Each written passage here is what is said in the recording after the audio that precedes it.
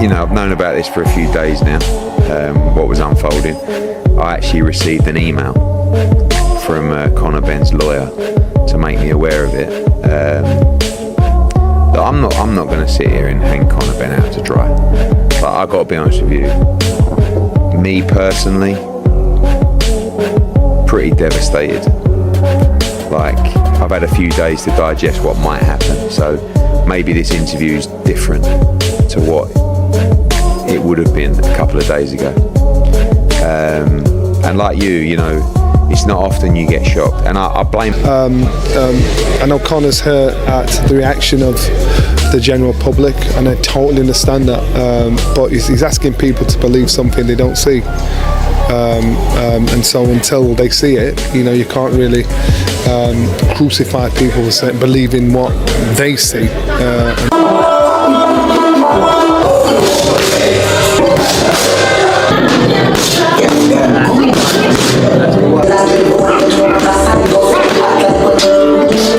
Boxing pros are stunned by Conor Benn's intense training ahead of his expected fight with Ryan Garcia.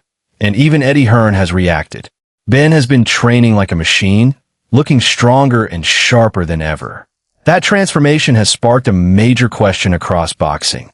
Is this simply natural progression, or is something else behind it? I made a mistake because I misjudged the character.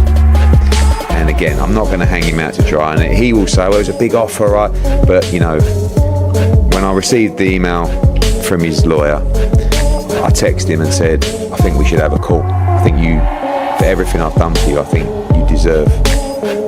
I deserve a call. And he said no. And I was like, man. Johnny Nelson admits he would be upset if he knew Conor personally and felt something was wrong, saying he expected better. That reaction has only increased the questions surrounding Benn's preparation, with people waiting for an explanation that makes sense. Yeah, I'd be upset about the people that know him personally, you know, and say, look, you should know me better than that, but the ones that don't know him personally, don't take it personal. So let's just see and wait and see what happens, see when, if he does fight, what the explanation is, and if it's acceptable by the general public, so be it, but as long as Conor gets on with his career, one way or another, that's what's important for Conor. Tim Bradley takes a more business-focused view, suggesting people can take it or leave it. But when the conversation shifts toward money instead of performance, fans are still left asking why Benn's physical transformation has been so dramatic. I was going great until I rode, until the first knockdown was such a shambles. Yeah? He pushed me. What are you doing? I mean, you spoke to us at great length about this being your last fight. I know that you spoke about your wife suggesting that if you didn't... Yeah, it's not up to my wife. No, of course, never has been, and neither was it at any point for any man to have that said out loud was not particularly taken seriously, right? But you've said that this was your last fight. I got bored. Why? Why are you doing it again? I got bored. Ryan Garcia is not buying the excuses either. Garcia has questioned Benn's sudden transformation and appears confident that he can expose him when they meet. When an opponent is already questioning your preparation before the fight, the pressure starts building quickly. To give him a chance, but it's probably quite a slim one. Yeah, but listen, it's about opportunity, and we don't know. Conor Benn's been craving for this world title fight. He's been calling it out for a long time. The thing that concerns me, Paul, is when you go up to 160 pounds, the super middleweight division, and then you're coming back down to welterweight, you're the division that you used to compete in, but you haven't been there for 4 years. You haven't made that weight for 4 years. I think your body adjusts and and acclimatizes to a certain weight division, and I think it's hard. Regis Progrise then breaks down the weight class dilemma facing Benn. He explains that everything could change depending on which division Benn commits to. Spencer Oliver has also raised concerns about whether Benn's body can comfortably handle the weight drop, making that issue one of the biggest storylines. I think Ryan Garcia is a better boxer, but if they get to a fight, which it might happen, I will pick Conor Benn. But Conor Benn is not skilled. He's not that skilled, but he's a raw fighter. You know, he's just a raw fighter. He wants to get there. He wants to fight. So if they get to that, if they get to that fight, I got you think he'd be better? Conor Benn obviously was made about the weight drain. You think he'd be better at 47 or going up to 54 to try and make 54. that fight? 54. I think at 54. I think because at 47 he might be. Adrien Broner backs Ryan Garcia's natural talent, believing Garcia has enough raw ability to overwhelm Benn. Clearly believes raw skill will settle this argument long.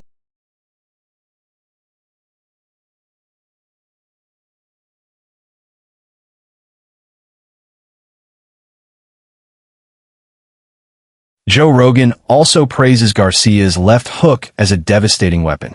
That power could become the key to the entire fight, because Benn will need to avoid Garcia's biggest weapon if he wants to shock the boxing world. It's one thing that's so, like, Ryan Garcia has this nasty left hook. It's the kid's super fast. Yeah, it's a crazy left hook.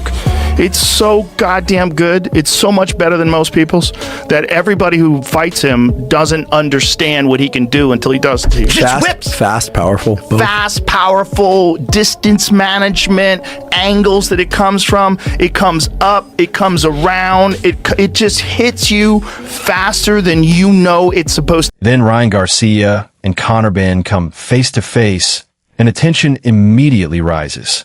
With Devin Haney also involved in the wider drama, the entire event starts feeling like a powder keg ready to explode. It's hard, but you can see it coming. If you load up, you can see it coming. So with Ryan Garcia, he has a lot of experience. With somebody like that, you have to be a little more, just hide his foot a little more. That's all. Final for me. How's retirement? I love it, bro. I love it. I'm getting bigger. I've been lifting. I still get that spar and stuff like that, play around, but like I don't have no desire to fight again. Any interest in being a coach? Any interest in being a coach? Conor Benn, however, insists he's ignoring the distractions. He says he is focused on his own preparation and questions Garcia's heart, adding even more fuel to the rivalry. I'm one of the best in the world at this. I don't even think about it. Yeah. All I do is focus on doing what I got to do. And that's why I am where I am, because I just focus on doing me. Forget all the noise, forget all the politics, forget everything else. Focus on being the best fighter I can be and let my team handle the rest. You know, speaking of you punching people's heads in, you and Ryan got in it on X the other day. You said he lacks heart and you're going to make him quit. Yeah. You know, That's not speculation. That's facts. We've seen it. Shakur Stevenson questions whether Benn has focused enough on genuine training rather than promotion. At the same time, Shakur strongly backed Garcia and predicts a potential knockout performance that could silence Benn's critics. Pure boxers in the sport. He's so good. But he just didn't have the understanding yet that a guy can whip that left hook so fast and catch him and fuck him up in these weird angles. Max Kellerman offers a more technical assessment, explaining how elite skill combined with smart defense can create a nightmare for an opponent. His analysis suggests Garcia could give Benn a difficult puzzle to solve. When a guy has those advantages in boxing skill and speed, and they don't take risks, they are almost impossible to beat. So no matter who Purnell was fighting, no matter who Roy was fighting, if someone would have asked me who they're going to be, they're fighting Godzilla. Even Canelo Alvarez weighs in, praising Ryan Garcia and suggesting he is simply too good for what is coming. That endorsement from an all-time great puts even more pressure on Benn heading into fight night. That's a good fight, right? I think it's gonna be a little more action, but it's just your Monta is too good. What do you think about the body shot? That cares a lot, but you know, we are fighters. We need to get out with that. Jeff Mayweather remains cautious, admitting both fighters have serious power. His biggest question is consistency. Which version of Ryan Garcia will actually show up? Devin Haney has repeatedly used that uncertainty against Garcia throughout the build-up. Fresh out boys. When's the merch rolling out? When y'all rolling out the merch? That's horrible. The merch. Can't see that.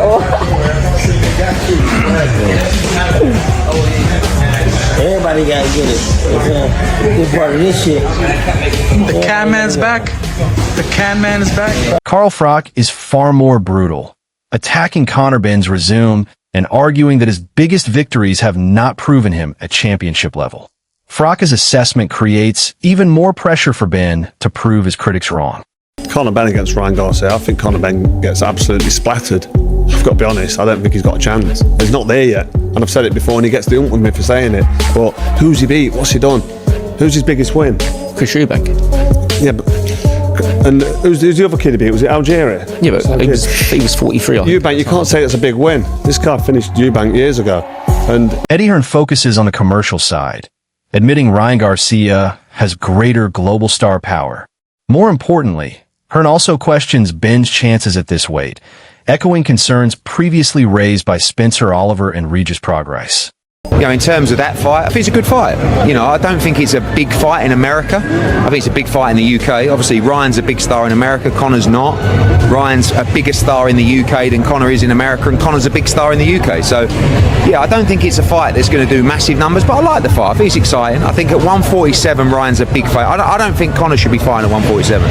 I think, you know, I like him up at 160 or up towards that weight class, but I don't see a way he beats Ryan Garcia at 147. Then Devin Haney storms into the spotlight, demanding his rematch with Ryan Garcia, while Conor Benn waits to prove himself at welterweight.